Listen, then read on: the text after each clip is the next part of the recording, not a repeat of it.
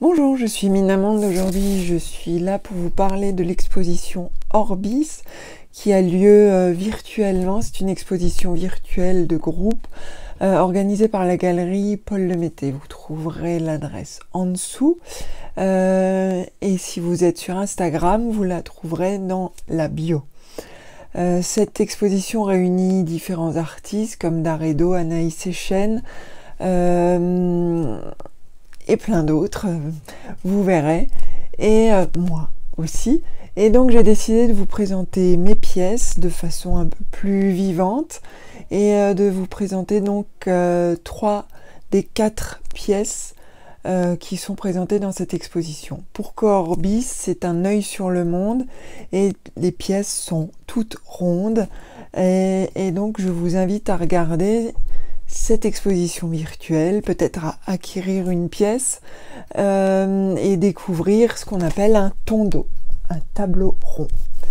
Voilà la première que je présente, ça s'appelle le chariot, c'est sur toile, voilà. Ça parle du cycle du soleil et le Sol Invictus, le soleil invaincu. Sol Invictus, c'est une divinité post-romaine et ça représente la vie invaincue au-delà du soleil.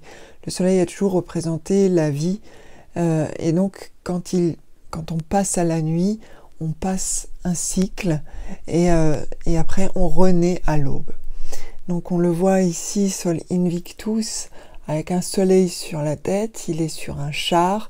Donc le tableau en lui-même s'appelle le chariot, c'est une référence à la carte de tarot du même nom.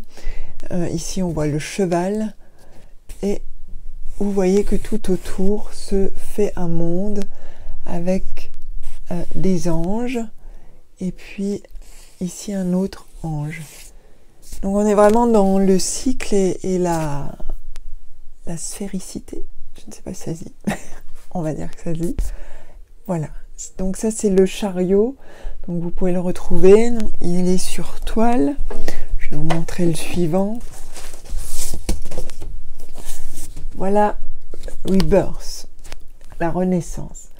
C'est donc aussi inspiré du tarot, c'est la carte de la mort. Il faut savoir que la mort dans le tarot et dans beaucoup de mythologies n'est pas la mort, la fin, mais c'est le début d'un nouveau cycle.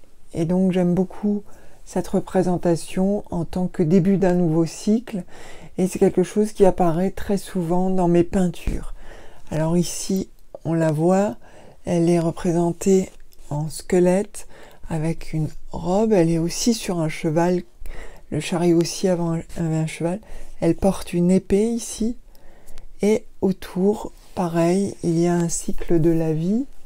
Alors, il y a des loups. Pourquoi les loups? Parce que ce sont des animaux psychopompes, c'est-à-dire qu'ils mènent les âmes de l'autre côté.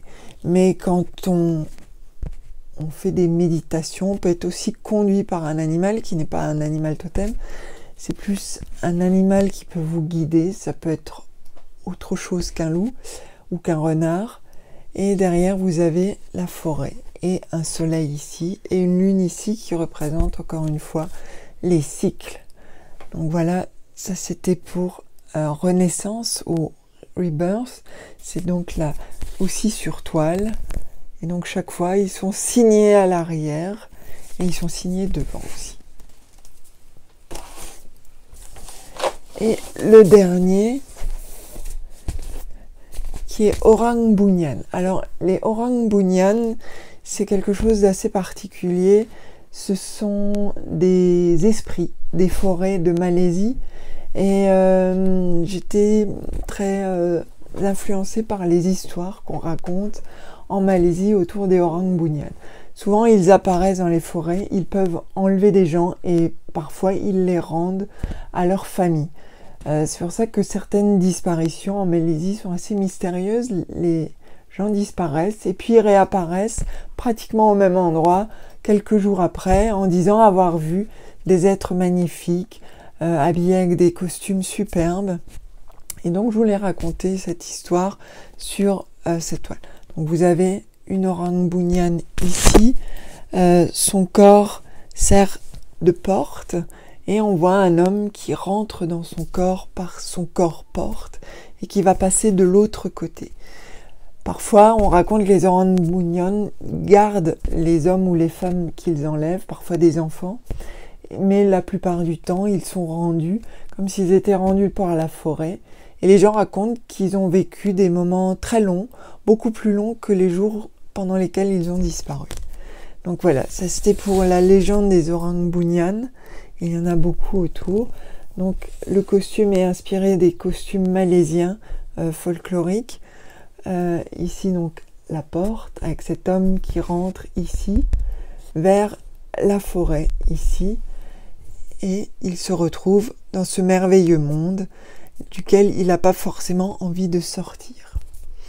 Et pareil, c'est sur toile et c'est signé aussi à l'arrière.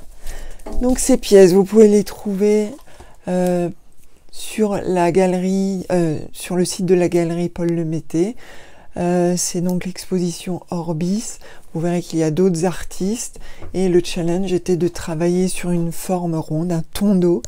Et les artistes se sont prêtés au jeu pour cette exposition. En allant voir cette exposition virtuelle, vous soutenez nous les artistes, mais vous soutenez aussi la galerie qui nous soutient tout au long de l'année. Donc je vous remercie de votre coup d'œil. Vous pouvez aussi partager, vous pouvez partager sur vos pages ou faire un petit mot, voilà, ça fait toujours plaisir. Et je vous dis à très bientôt.